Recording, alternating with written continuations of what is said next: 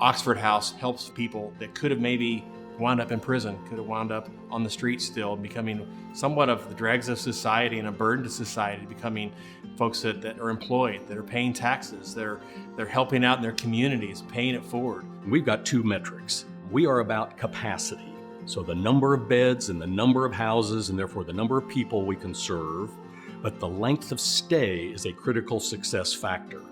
So unlike other models where you may have 30 days in recovery or 90 days in recovery, the Oxford model allows for and accommodates the residents to stay as long as they need. You come into a house and you're fresh in recovery of 30 days, but you come in and see these guys that have been there for 6 months, a year, several years. I want what they have. So maybe I ought to try doing what they're doing because they're apparently doing something right. What's unique about Oxford House is that it's peer ran. There's no bosses in the house, but what we do is build leadership. So within each house, there's a house president, a treasurer, a secretary. They have roles that rotate every 6 months, and it works. We have 3 R's that we follow: responsibility, recovery, and replication. Without those 3 R's, these houses are not going to function properly. They replicate behavior over and over and over until it becomes second nature to them.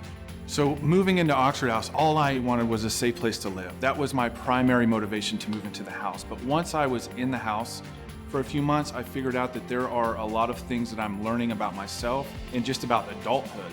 So sometimes it's a hands-on training on life skills.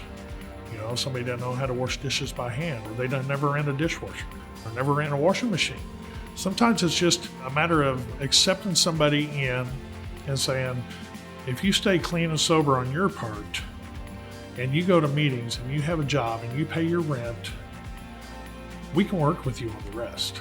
The other thing that makes Oxford so successful is just the support that everyone in the house gives each other. They're all in it together. They're going through the same thing. They form a bond like no other. Having somebody tell me that to look at things that I need to change when I know they had been there was critical for me. Critical. And Oxford House provides that. We're not just a regular recovery home. We're not just a sober living facility. We're not detox centers. It's this network that we're building because the people who are living in the houses, they're learning life skills and they're learning coping skills.